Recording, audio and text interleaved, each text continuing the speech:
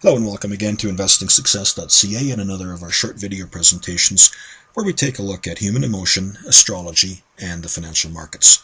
The chart you're seeing in front of you is the weekly nearest chart of gold futures. Chart starts in 2009, comes right up to the present time.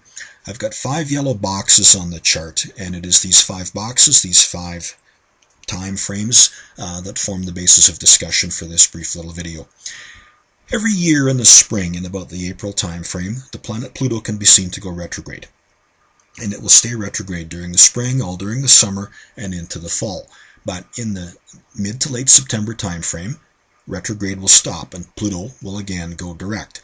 And it is Pluto going direct every year that somehow triggers an emotional response amongst gold traders, gold investors, and Pluto going direct can be seen to give some rather unique results to the price of gold every year.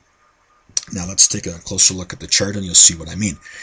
On the left-hand side of the chart, let's start with 2009. We can see that during 2009, the price of gold had established overhead resistance, bumping up against it a couple or 3 times. In fact, now look what happens as Pluto goes direct. Price of gold surges up and through that overhead resistance, and in fact the price of gold had a fairly decent little rally as a result. 2010. During the middle of 2010, I think it's fair to say that gold had established some overhead resistance, but then look what happens as Pluto goes direct. The price of gold wastes absolutely no time at all in getting right above that overhead resistance, and it has a fairly nice little move to the upside. 2011.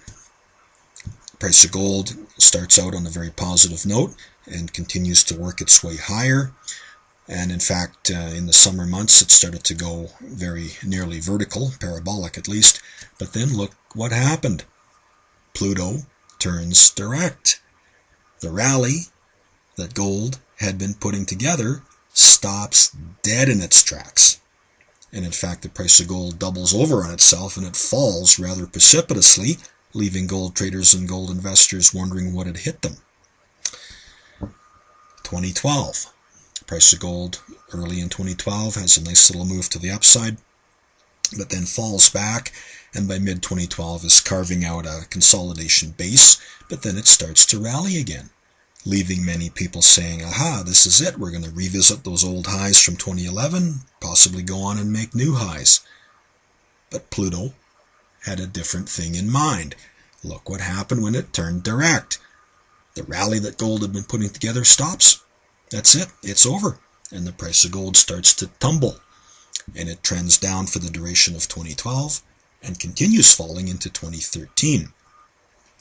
Now that brings us to the present time. Pluto, here we are in the mid to late September time frame. Pluto has just turned direct again. Price of gold has been falling since late August.